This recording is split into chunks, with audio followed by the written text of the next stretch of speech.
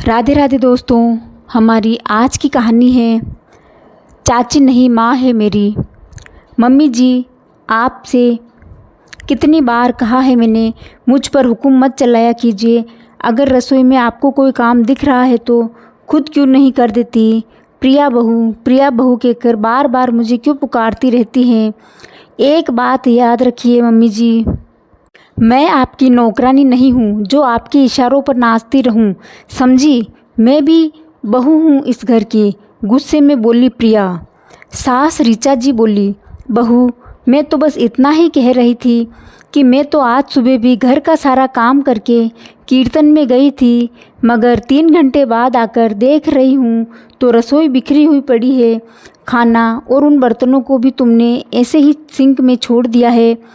तुम सुबह सोकर ही 10 बजे उठती हो, उसके पहले मैं नाश्ता बना देती हूँ, दाल चावल बना देती हूँ, सब्जी काट देती हूँ, आटा भी गूँथ देती हूँ। तुम सिर्फ उठकर अपने लिए चाय बनाती हो।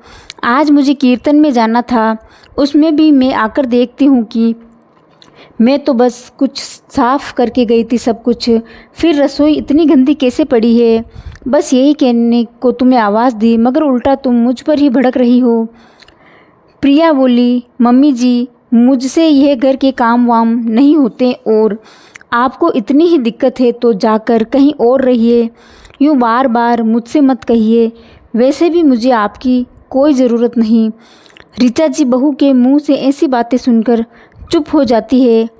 गुस्सा तो उन्हें बहुत आ रहा था, परंतु वह अपने गुस्से को शांत कर लेती है और आगे बहू कुछ नहीं कहती है, क्योंकि बहू जिस तरह से उनसे बात कर रही थी वह ऋचा जी को बिल्कुल भी पसंद नहीं है। प्रिया पर पटकते हुए अपने कमरे में चली गई और ऋचा जी उदास होकर वहीं बरामदे में बैठ जाती है। उनकी आंखों में आंसू आ जाते हैं। कितना भरा पूरा परिवार था उनका, कितनी बड़ी ससुराल थी उनका परिवार। उनके जेठ और देवर एक संयुक्त परिवार में रहते थे। सब कितना खुश रहते थे, सब एक दूसरे का कितना सम्मान करते थे। ऋचा जी वहीं बरामदे में बैठी हुई अपने अतीत के सागर में खो जाती है। उन्हें आज भी याद है जब दुल्हन बनकर पहली बार इस घर में आई थी। उनके आने से परिवार में सब कितने खुश थे।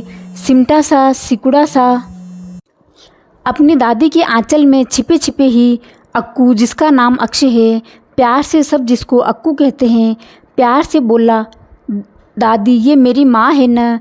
नहीं माँ, दादी ने दुलारते हुए कहा, बेटा ये आपकी माँ नहीं चाची है। नहीं दादी ये मेरी माँ है, मेरी नई माँ। पिछले साल बिंदिया की माँ मर गई तो उसकी नई माँ आई और नई माँ उसको खूब खिलौने और चॉकलेट देती है। बेटा नई माँ तो उसके पापा लेकर आए हैं न, ये तो आपकी निखिल चाचा की पत्नी, आपकी छोटी चाची है। पैर पटकते हुए रोने लगा अक्कू। तब तो मेरी कोई नई माँ नहीं है, मुझे कोई चॉकलेट और खिलौने नहीं देगा, मुझे नई माँ चाहिए। 6 साल का बच्चा अक्कू, उसे कहाँ दुनियादारी की समझ थी। उसके मन में जो भाव आते थे वो बोल देता था। ब्याह कर ससुराल आई थी ऋचा, और गृह प्रवेश पर ही छोटे से बच्चे ने उसे माँ कहकर संबोधित कर दिया। उसे समझ नहीं आ रहा था कि वह खुश हो या उदास। उसे माँ शब्द अपने लिए सुनकर अच्छा लगने लगा था या बुरा, वह खुद समझ नहीं पा रही थी। फिर भी आगे आकर कहा, माँ जी कहने दीजिए ना माँ जी कहने दीजिए ना माँ, बड़ा हो जाएगा तो खुद समझ जाएगा। अक्कू को पास बुलाकर बोली ऋचा, आज बेटा मैं तेरी माँ ही हूँ, आजा। अक्कू लिपट गया ऋचा से और ऋचा ने खींचकर उसे गले लगा लिया। अक्कू की माँ पिछले साल कोरोना में नहीं रही। अक्कू से बड़े 2 भाई बहन और थे। बड़ी बेटी 17 साल की है और बेटा 15 साल का। सबसे छोटा अक्कू 6 साल का। अक्कू के पापा विनय की दूसरी शादी की कोई इच्छा नहीं थी। दबे छुपे शब्दों में लोग बोलते भी थे, बहू मिल जाएगी जिसे पति की ज़रूरत होगी, और विनय को भी पत्नी मिल जाएगी। पर विनय ने साफ कह दिया, कंचन के जाने के बाद मुझे मेरे लिए पत्नी की कोई ज़रूरत नहीं है। और रही बात बच्चों की, बच्चे बड़े हो गए हैं, साथ ही संयुक्त परिवार है जहां बच्चों को पालने में कोई दिक्कत नहीं है। मैं दूसरी शादी नहीं करूंगा। पर अक्कू ने देखा था। अपने पड़ोस में एक बच्ची की दूसरी नई माँ आई थी तो उसने भी सोच लिया था ब्याह कर जो आई है उसकी नई माँ है। सारे घर वालों ने मना करने के बावजूद अक्कू उसे माँ ही कहता था। माँ खिलौने दो ना, माँ चॉकलेट।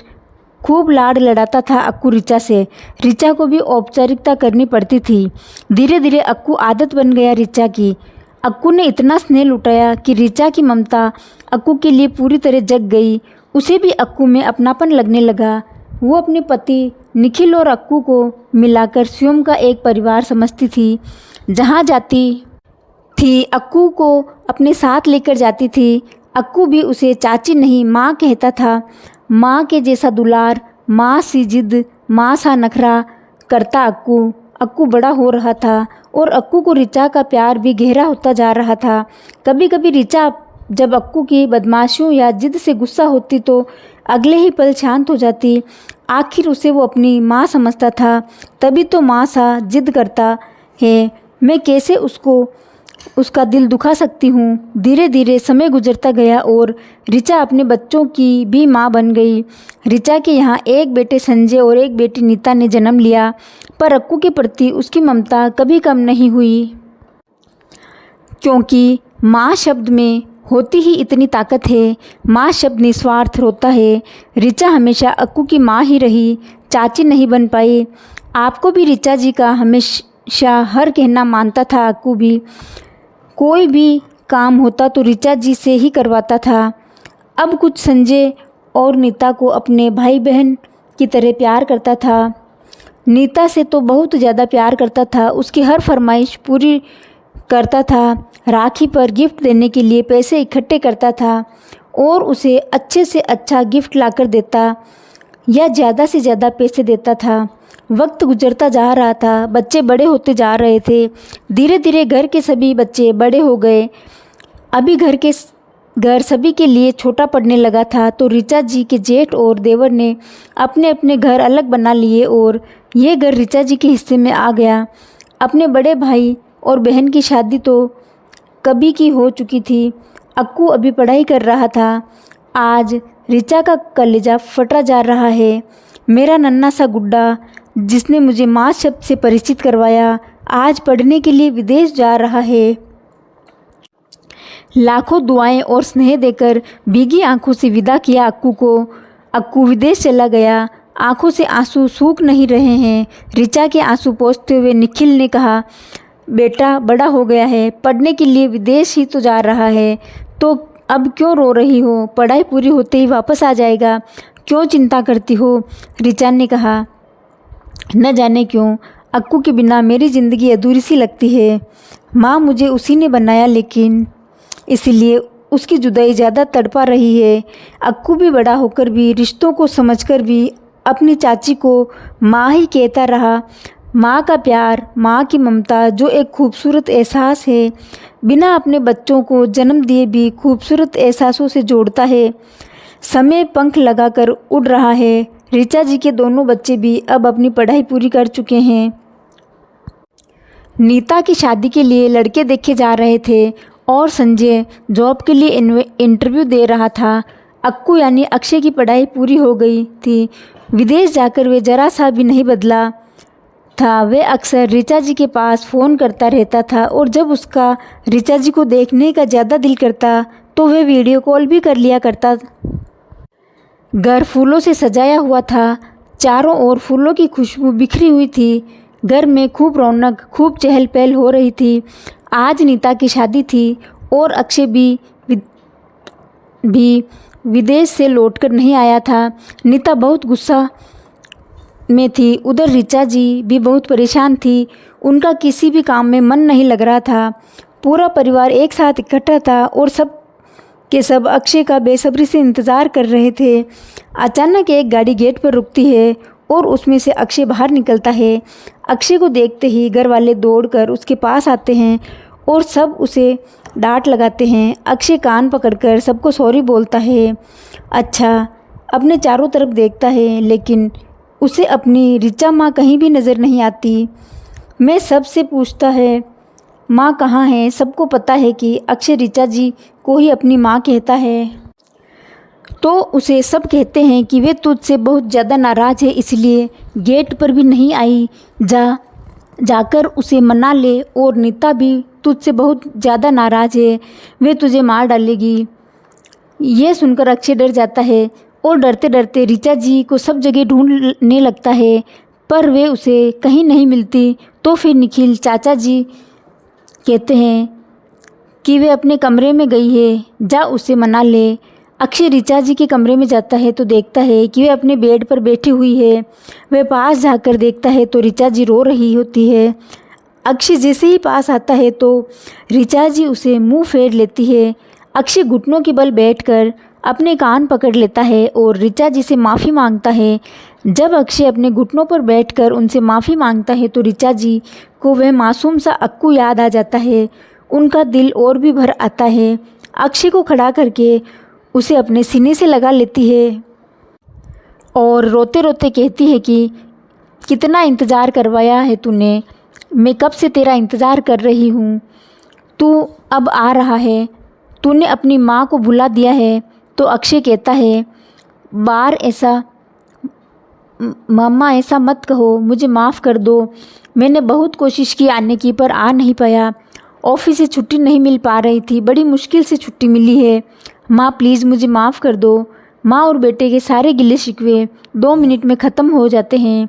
दोनों खुशी खुशी कमरे से बाहर आते हैं तो सब देखकर हैरान रह जाते हैं और ऋचा को चिढ़ाने लगते हैं। हमसे तो कह रही थी कि ज़िंदगी भर अक्षय को अपना मुंह नहीं दिखाएगी, और देखो कैसे 2 मिनट में ही मान गई।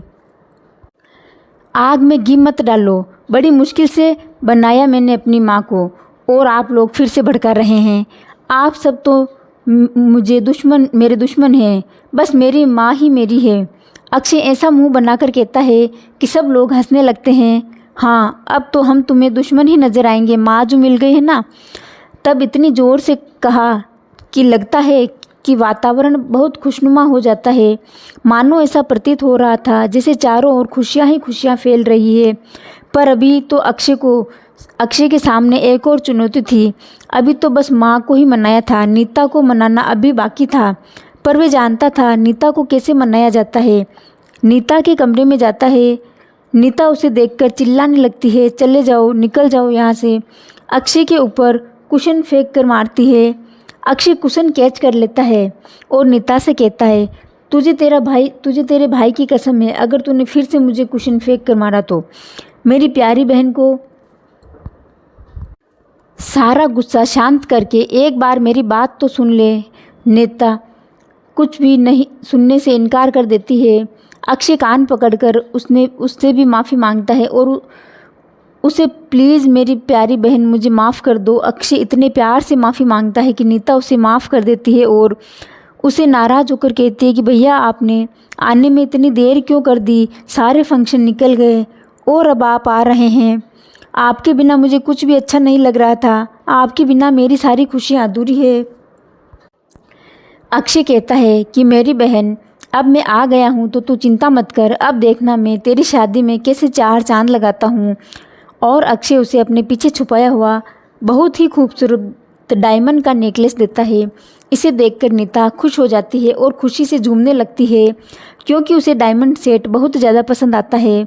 अक्षय के आने से सचमुच में शादी में 4 चांद लग जाते हैं और नीता की शादी धूमधाम से हो जाती है और वह अपनी ससुराल चले जाती है।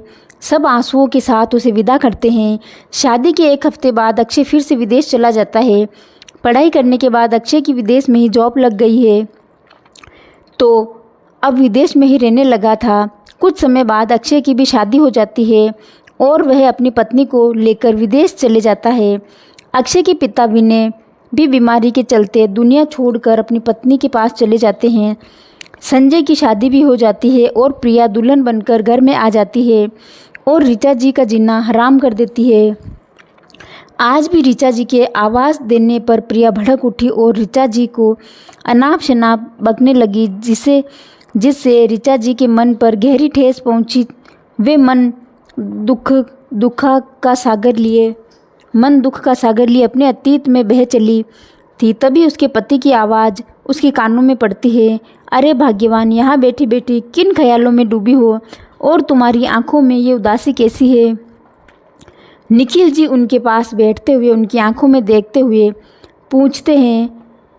इससे पहले ऋचा जी कुछ जवाब देती, प्रिया बोल उठती है, हाँ हाँ मम्मी जी, पापा को बता दीजिए, प्रिया ने आपके ऊपर जुल्मों सितम ढार रखे हैं, आपका जीना दूभर कर रखा है। प्रिया इस अंदाज में कहती है कि पापा जी को भी गुस्सा आ जाता है।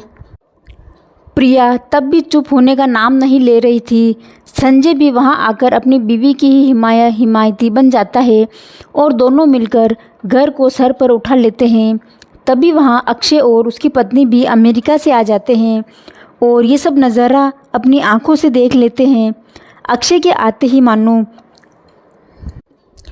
ऋचा जी की जान में जान आ गई हो।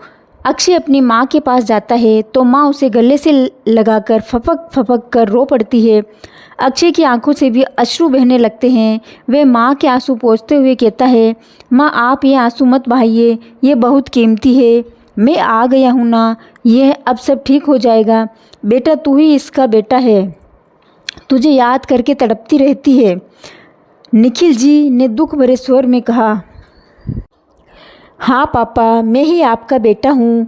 अब जल्दी चलिए, खड़े हो जाइए। दोनों माता पिता को खड़ा करता है और कमरे में ले जाता है। संजय और प्रिया भी पैर पटकते हुए अपने कमरे में चले जाते हैं। अक्षय और उसकी पत्नी माँ पापा की सारी पैकिंग कर लेते हैं और दोनों माता पिता मना करते रहे लेकिन अक्षय एक नहीं सुनता और उनको अपने साथ विदेश ले जाता है, जहां अपनी आंखों के सामने अपने माता पिता को रखता है और उन्हें इतना प्यार सम्मान देता है कि उनके मन से अपने बेटा बहू के दुख दूर कर देता है। माँ ऋचा भी अक्षय को देख देख जीती है। जहां अपना सगा बेटा बहू काम न आए और मान सम्मान नहीं दिया, वहीं अक्षय ने आकर उन्हें थाम लिया। ज़रूरी नहीं कि अपनी ही औलाद अपने काम आए। बहुत बार ऐसा भी देखने को मिल जाता है जहां अपनों से बढ़कर दूसरों से वो मान सम्मान मिल जाता है जिसके माँ बाप हकदार होते हैं। तो दोस्तों, आपको ये कहानी कैसी लगी कमेंट बॉक्स में बताएं और इस चैनल को लाइक शेयर और सब्सक्राइब ज़रूर करें। धन्यवाद।